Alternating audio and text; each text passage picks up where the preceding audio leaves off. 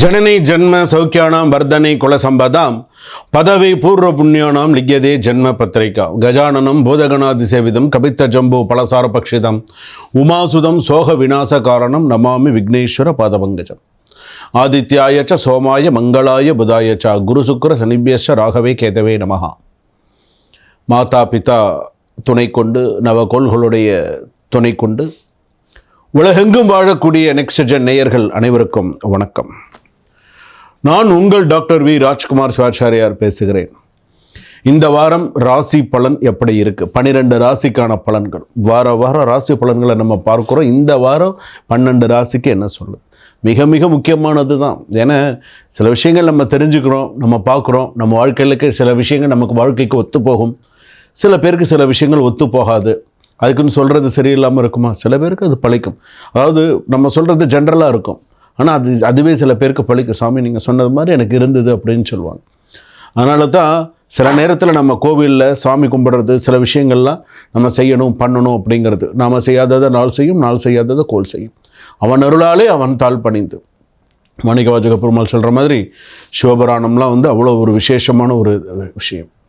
அப்போ இந்த நவகோள்கள் அப்படின்னு சொல்லும்போது மேஷ ராசியிலிருந்து மீன ராசிக்கு இந்த 12 ராசிக்கெல்லாம் எப்படி இருக்குது, இந்த வாரம் எப்படி இருக்கும், திங்கட்கிழமையிலேருந்து ஞாயிற்றுக்கிழமை வரைக்கும் எப்படி இருக்குது அப்படிங்கிறத ராசி பலன்கள் சொல்ல போகிறேன். சில விஷயங்கள்லாம் ஹைலைட் பண்ணி சொல்லுவேன். வேலை விஷயங்கள்லாம் எப்படி இருக்கும், குடும்பம் எப்படி இருக்கும், மாணவிகள் உங்களுடைய கடன் விஷயங்கள், திருமண விஷயங்கள், கோர்ட்டு கேஸ் விஷயங்கள், எதில் கவனமாக இருக்கணும், எப்படி இருக்கும், என்ன விஷயங்களுக்கு வரப்போகுது, என்ன விஷயங்களுக்கு வராமல் தட்டி போகும், எல்லா விஷயத்தையுமே உங்களுக்கு ஹைலைட் பண்ணி நிறைய விஷயங்கள் நான் உங்களுக்கு சொல்ல போகிறேன். ஆனால் அதை நீங்கள் கேட்கும்பொழுது எங்கேயுமே நீங்கள் ஸ்கிப் பண்ணாமல் பார்த்தீங்கன்னா தான் உங்களுக்கு கடைசி வரைக்கும் தெரியும். ஒரு வீடியோ பார்த்தீங்கன்னா கூட எங்கேயுமே ஸ்கிப் பண்ணாமல் அப்போ நடுவில் ஒரு ஸ்லோகம் சொன்னால் கூட உங்களுக்கு தெரியும்.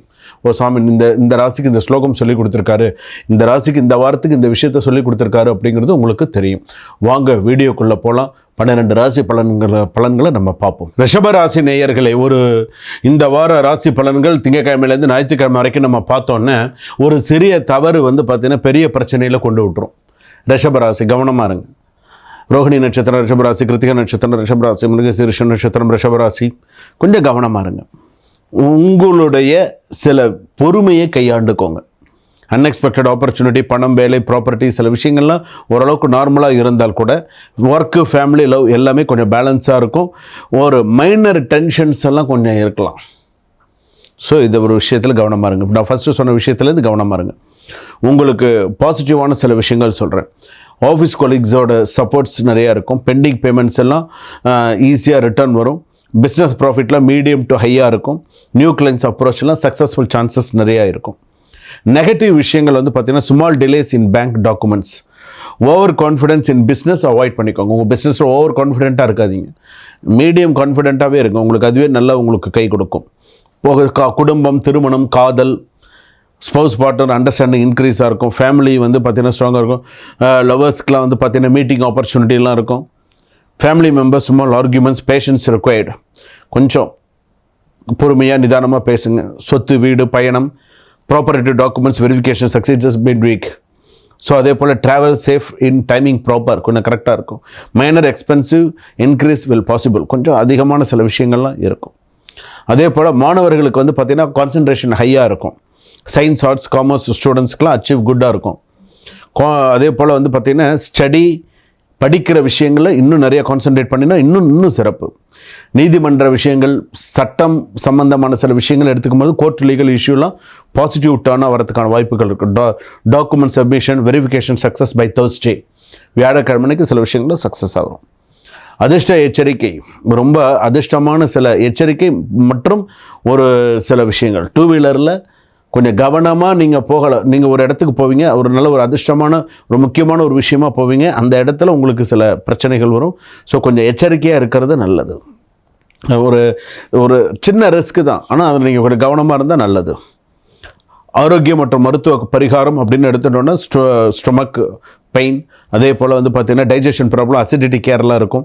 Stress related sleeping issue, meditation உங்களுக்கு ஹெல்ப்ஃபுல்லாக இருக்கும். அதே போல் வந்து பார்த்திங்கன்னா ஃபினான்ஷியல் கொஞ்சம் பார்த்து பண்ணிக்கோங்க.